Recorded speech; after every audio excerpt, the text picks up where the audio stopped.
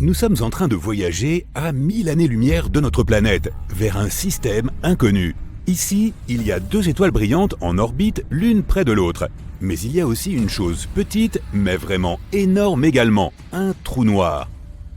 Ces objets sont mystérieux et dangereux. Ils sont capables d'avaler notre monde entier en 1 seconde sans même s'en apercevoir. Pire encore, ils peuvent détruire une énorme étoile comme notre Soleil. Et ce sont ces géants qui se trouvent généralement au centre des galaxies. Elles sont si lourdes que leur gravité retient autour d'elles d'innombrables étoiles, planètes et poussières d'étoiles. Elles peuvent peser des millions, voire des milliards de fois plus que le Soleil. Et maintenant, tu es de retour au sol sur une rampe de lancement de fusée sur la Terre. La seule chose à laquelle tu penses est de retenir ta respiration et de sauter dans le cœur de cette perle noire. Mais tu n'auras pas à retenir ta respiration car tu seras dans une combinaison spatiale. Et l'oxygène est inclus, gratuitement en plus. De plus, il est peu probable que tu arrives un jour à aller jusqu'au trou noir. Un voyage aussi lointain avec la technologie actuelle prendrait des dizaines de milliers d'années. Tu retournes donc dans ton garage où tu as caché ton hyperfusée qui t'emmènera au trou noir en quelques secondes. Boum! Voilà, tu es à côté de 2 étoiles et d'un trou noir.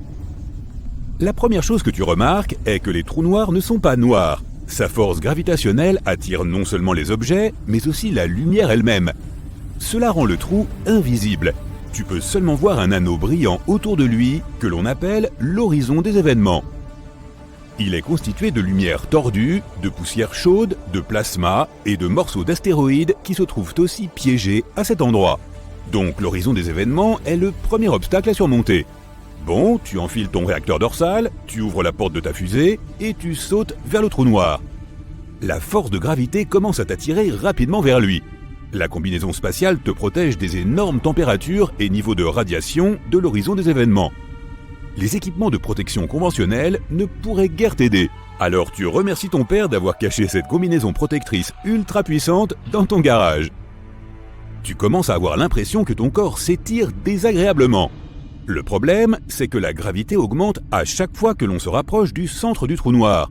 Et c'est beaucoup plus fort à ta tête qu'à tes pieds. Ton corps commence à s'étirer comme des spaghettis. C'est pourquoi on appelle ça la spaghettification. Aucun costume ne peut te protéger de ça.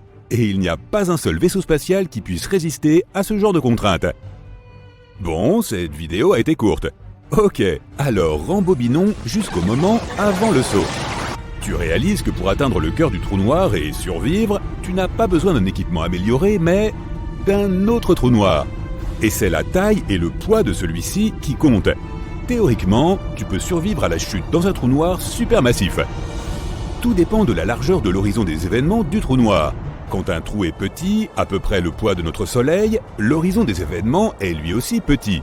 Et donc son bord est particulièrement proche du centre de cette force gravitationnelle exceptionnelle qui te spaghettifierait rapidement et brutalement. Mais si l'horizon des événements est large, il est plus éloigné du centre de la force gravitationnelle. Alors la différence de pression de la gravité sur ta tête et tes pieds sera inexistante. Donc, si tu as assez d'air dans ta combinaison spatiale, tu peux survivre à un voyage de ce style. Donc, tu dois choisir un trou noir supermassif. Voyons voir. Un au centre de la Voie lactée? Non, il y a trop de plasma chaud et de débris autour. Tu as besoin d'un trou noir complètement isolé pour un saut comme celui-ci. Quelque part dans l'espace sombre où il n'a pas eu le temps de rassembler les débris des mondes voisins autour de lui. Tu ouvres rapidement ta carte de l'espace et tu trouves un trou noir de cette sorte. Un voyage plus rapide que la lumière et tu es arrivé. Le voilà, un énorme néant obscur. Il n'y a que la lumière déformée des étoiles et galaxies lointaines sur son horizon. Pour tester ta théorie, tu y jettes un mannequin. Il s'approche du trou noir, puis ralentit jusqu'à s'immobiliser. Mais ce n'est qu'une illusion. Le trou noir est si lourd qu'il peut déformer l'espace et le temps. Donc pour l'observateur, le mannequin est figé dans l'horizon des événements, mais en fait, il est depuis longtemps entré dans son cœur. La poupée n'a pas été spaghettisée comme tu l'as été lorsque tu es tombé dans un petit trou noir, alors maintenant, tu sautes en toute confiance après elle. Rappelle-toi que même si tu te sens bien, c'est toujours un voyage sans retour. Une fois dans le champ d'attraction du trou noir, rien ne peut t'échapper à son étreinte. Peu importe la puissance de ta fusée ou la force avec laquelle tu agites tes bras. Tu es maintenant au bord du disque d'accrétion. Chaque seconde ici équivaut à des semaines ou des mois sur Terre. Tu voyages dans le temps. Sur notre planète, il y a peut-être déjà des voitures volantes et des gratte-ciel de plusieurs kilomètres de haut partout. Mais pour toi, cela n'a duré que quelques minutes. Waouh! Toute la lumière des étoiles que tu vois est devenue rouge. Ça aussi, c'est à cause de la gravité. La lumière que nous voyons est constituée d'ondes, mais le trou noir les étire. Les longueurs d'onde courtes comme le bleu deviennent longues et rouges. Super, tu as dépassé l'horizon des événements et tu te diriges maintenant vers le néant total. Tu lèves les yeux et tu vois un mince rayon de lumière. C'est la dernière chose que tu vois en fait. Après ça, il n'y a que du vide noir. Personne ne sait ce qui se passe ensuite. Certaines théories disent que les trous noirs peuvent être des portails vers une autre dimension, ou vers un autre endroit dans l'univers. En sautant dans un trou noir de notre galaxie, tu peux sauter à des centaines de milliers d'années-lumière de chez nous. Dans ce cas, tu vivras ta chute en sens inverse. D'abord, tu verras un petit rayon de lumière qui s'étend, puis la lumière rouge des étoiles redevient bleue, et avant même de t'en rendre compte, tu es de retour sur l'horizon des événements. Et peu après, tu es libéré de l'attraction du trou noir. Mais les scientifiques ne peuvent toujours pas confirmer cette théorie. Bon, c'est trop sinistre, alors pour cette fois, nous te ramènerons sur Terre en compagnie de tes amis. Ils te félicitent pour avoir réussi à survivre au centre d'un trou noir. Maintenant, tu es le cœur de la compagnie et aucun trou noir ne peut te faire peur. Mais même le plus grand trou noir de l'espace n'est pas aussi effrayant que ce que tu pourrais penser. Ils ne sont pas éternels, mais ont une durée de vie. La radiation dont j'ai parlé prend l'énergie du trou noir. S'il n'a pas de nourriture autour de lui, le trou commence à se dégonfler comme un ballon. Et finalement, il n'y a plus rien. Une autre crainte concernant les trous noirs est que nous puissions en créer un chez nous. En effet, à l'intérieur du grand collisionneur de Hadron, les scientifiques mènent des expériences avec de petites particules qui entrent en collision à grande vitesse. Il y a d'énormes explosions d'énergie, et certains scientifiques pensent que cette énergie est suffisante pour créer un trou noir microscopique. Il va commencer à absorber son environnement et à grandir. D'abord quelques petits objets dans la pièce où il a été créé, puis le laboratoire tout entier. Le trou continue à grandir et consomme désormais notre planète entière. Il change l'équilibre des forces dans notre système solaire et absorbe les planètes une par une. Quand celles-ci sont finies, c'est l'heure du dessert, le Soleil. Les couches supérieures légères de plasma sont étirées en longs spaghettis et tirées vers le trou noir. Puis, couche par couche, notre étoile s'effondre dans le trou noir. Lorsque le Soleil est à moitié absorbé, le trou noir projette un faisceau d'énergie et de lumière vers l'extérieur et continue à consommer le Soleil. En quelques instants, il ne restera plus rien de notre système solaire. C'est ainsi que certaines personnes décrivent la fin du monde. Mais même si nous parvenons à créer un trou noir microscopique, nous serons en sécurité. Il sera trop petit pour absorber de gros objets et il ne se nourrira que de petites particules atomiques. Les trous noirs émettent de l'énergie en même temps qu'ils en consomment, donc notre petit trou noir n'aura pas le temps de grandir. Il perdra plus qu'il ne gagnera en une fraction de seconde, donc ce que tu verras sera un flash momentané, et puis plus rien. Cela dit, la création d'un trou noir stable et contrôlé peut même être utile. Ils émettent d'énormes quantités d'énergie que nous pouvons utiliser. Un trou noir de la masse du mont Everest pourrait alimenter toute l'humanité. Bien sûr, les trous noirs sont toujours dangereux, mais nous pouvons les observer et étudier notre univers, si nous restons assez loin bien sûr. En attendant, tu décides de mettre un cadenas sur ta porte de garage, pour l'instant. Sais-tu pourquoi l'océan est salé ? On n'en connaissait pas la raison jusqu'en 1979. La planète entière est recouverte par les océans et on n'avait aucune idée de l'origine de tout ce sel. On a d'abord pensé que les rivières en étaient la cause, car elles peuvent transporter des dépôts et des produits chimiques vers les étendues d'eau plus calmes. Ce n'est qu'à la fin des années 1970, lorsque les scientifiques sont tombés sur ce qu'on appelle les fumeurs noirs, qu'ils ont compris qu'ils étaient la cause de l'eau salée. Il s'agit de cheminées hydrothermales situées le long de la dorsale médio-océanique, qui ont été créées par des sédiments de sulfure de fer provenant des profondeurs du noyau terrestre. Les dinosaures ont disparu il y a longtemps. Mais la façon dont cela s'est produit a fait l'objet d'un débat houleux au sein de la communauté scientifique pendant très longtemps. Jusqu'en 1991 précisément, l'année où le cratère Chicxulub a été découvert. C'est un grand trou situé sous la péninsule du Yucatan au Mexique. Beaucoup affirment qu'il s'est formé lorsqu'un astéroïde géant s'est écrasé sur la Terre. Le matériau le plus ancien jamais trouvé sur notre planète s'avère être plus ancien que tout notre système solaire. La météorite Murchison a atterri en Australie en septembre 1969. Mais nous n'avons fait cette découverte stupéfiante qu'après qu'une nouvelle analyse de ces débris ait été faite en 2020 seulement. Sais-tu qu'il existe un gratte-ciel en corail caché sous l'océan et que nous n'avions aucune idée de son existence jusqu'à très récemment? En 2020, une équipe de scientifiques australiens est tombée dessus en cartographiant le nord de la Grande Barrière de Corail. Il mesure 500 mètres de haut, soit davantage que l'Empire State Building.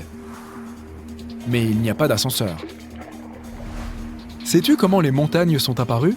On ne l'a pas su avant 1966, et cela concerne aussi les tremblements de terre et les volcans. On a donc envoyé des hommes dans l'espace avant même de comprendre comment et pourquoi la Terre sous nos pieds se met à trembler de temps en temps. Ce n'est qu'en 1966 qu'un scientifique nommé John Tuzo Wilson a publié un article dans la revue Nature, dans lequel il a expliqué que les continents et les océans se déplaçaient constamment. Il a également écrit sur l'activité tectonique, c'est-à-dire des phénomènes comme les tremblements de terre et la façon dont les montagnes s'élèvent à la surface de la Terre. Jusqu'en 2021, on n'avait pas encore cartographié une séquence complète du génome humain. Le concept de l'ADN a été présenté pour la première fois par un scientifique suisse en 1869. Mais les spécialistes ont continué d'ignorer la structure physique de l'ADN jusqu'à ce que Rosalind Franklin et Raymond Gosling l'aient photographié et aient découvert qu'il ressemblait à une double spirale. Tu t'es déjà demandé quel était le plus grand organisme vivant au monde ? Pendant longtemps, les scientifiques se sont aussi posé la question, mais ils ne sont tombés dessus qu'en l'an 2000. Il s'agit d'un champignon qui vit à 1 mètre sous terre, mais qui, selon les estimations, s'étend sur 9 km². Situé dans la Malheur National Forest, au sein des Blue Mountains de l'est de l'Oregon, il est surnommé l'armillaire couleur de miel. Jusqu'en 2002, on ne savait pas ce qui se trouvait au centre de notre propre galaxie, la Voie lactée.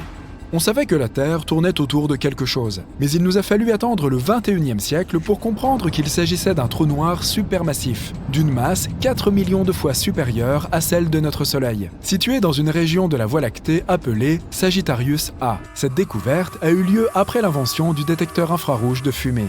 Si tu as du mal à imaginer devoir parcourir de longues distances sans valise à roulettes, sache qu'elle n'a pas fait son apparition avant 1970. Ce qui signifie que les astronautes qui sont allés sur la Lune ont dû trimballer leurs bagages à la main dans leur vaisseau spatial. La demande de brevet américain pour la valise à roulettes a été accordée en 1972. Mais pour être tout à fait honnête, les premiers modèles n'étaient pas très fiables. Ils avaient des problèmes de vacillement et de basculement, car de grandes valises étaient montées sur des essieux très étroits. Si tu regardes des photos de stars de cinéma des années 1940, tu verras que leurs cheveux étaient bien coiffés et gominés.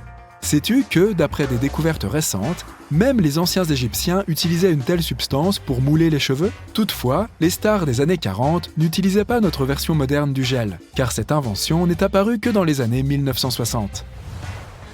Ce que les gens utilisaient pour se coiffer à l'époque s'appelait du Brylcreem, un produit à la consistance cireuse inventé en 1929. Le gel pour cheveux tel que nous le connaissons aujourd'hui est arrivé un peu plus tard et a été inventé par un homme nommé Luis Montoya. Il est rapidement devenu tendance car il n'était pas aussi gras que les produits précédents. À l'époque de la Rome antique, pour s'essuyer, les gens utilisaient des bâtons avec une éponge accrochée au bout. Des feuilles de papier individuellement parfumées, qui avaient la même fonction, semblent avoir existé en Chine dès l'an 589. Aux États-Unis, le papier médicamenteux pour le water closet a été commercialisé à la fin des années 1850. Mais la variante douce et confortable du papier toilette n'a été commercialisée que dans les années 1930, avec le bonus additionnel d'être complètement sans écharde, ce qui est fort appréciable. Des recherches modernes ont révélé que les anneaux de Saturne ont moins de 100 millions d'années environ. Cela peut sembler beaucoup, mais si tu considères que le système solaire s'est formé il y a environ 4,5 milliards d'années, cela change un peu la donne. Certaines espèces de requins sur Terre sont présentes dans nos eaux depuis 4 fois plus longtemps que les anneaux de Saturne. On a pu tirer cette conclusion étonnante à l'aide de données récentes concernant la masse des anneaux de Saturne et leur proportion de poussière de glace. Comme beaucoup d'entre nous ont de plus en plus recours au commerce en ligne de nos jours, il est difficile de considérer le supermarché traditionnel comme une invention révolutionnaire. Mais il n'existe pas depuis aussi longtemps que tu le penses. Sais-tu comment est apparu le premier supermarché ? En 1916, un commerçant du nom de Clarence Sanders avait besoin d'une solution pour rendre son travail moins pénible. Car, à l'époque, il devait choisir lui-même tous les produits dans les allées et les livrer aux clients. Il a donc pensé à un nouvel aménagement du magasin avec une entrée par tourniquet. Les gens devaient parcourir le magasin dans une seule direction. Il s'est également assuré qu'il passait devant tous les produits disponibles. Les clients pouvaient choisir eux-mêmes leurs articles et devaient rapporter leurs produits chez eux. Le propriétaire du magasin pouvait drastiquement baisser ses prix puisqu'il avait besoin de moins de personnel pour gérer son entreprise. Savais-tu qu'il existe encore un État américain où le port de la ceinture de sécurité n'est pas obligatoire ? Le port de la ceinture de sécurité a longtemps été optionnel, mais les gens étant ce qu'ils sont, il a fallu mettre en place une règle plus stricte. L'État de New York a été le premier à adopter une loi qui rendait obligatoire le port de la ceinture de sécurité au volant, mais c'était seulement le 1er décembre 1984. Dans le New Hampshire, cependant, il n'y a encore aucune loi sur le sujet. L'ouvre-boîte moderne, celui avec la roulette dentée qui tourne, a été introduit sur le marché en 1870. Ce n'est peut-être pas très remarquable, mais cela semble étrange quand on pense que les aliments en conserve étaient déjà disponibles depuis plusieurs décennies. Avant cette invention, il fallait littéralement découper le haut de la boîte, près du bord extérieur, avec un ciseau et un marteau. Tu avais donc ta séance de sport en même temps que ton repas. Sais-tu que l'heure normalisée n'est devenue applicable par la loi qu'en 1880 ? Le système actuel que nous utilisons aujourd'hui, GMT, pour Greenwich Mean Time, est devenu une pratique courante dans la plupart des pays encore plus tard, quelque part vers la fin des années 1920. Avant, on avait simplement l'habitude d'estimer l'heure qu'il était en regardant la position du soleil dans le ciel. On a ensuite évolué vers l'utilisation d'horloges, mais elle dépendait toujours de la position du soleil dans une ville ou un village particulier. Cela signifie que l'heure pouvait différer légèrement entre deux communautés voisines. Et ce n'était pas si grave jusqu'à l'invention des trains. Comme on a commencé à voyager plus vite et sur de plus longues distances, il fallait trouver un moyen de savoir quand un train partirait et atteindrait une certaine destination, ce qui aurait été utile à tous les voyageurs dans divers endroits.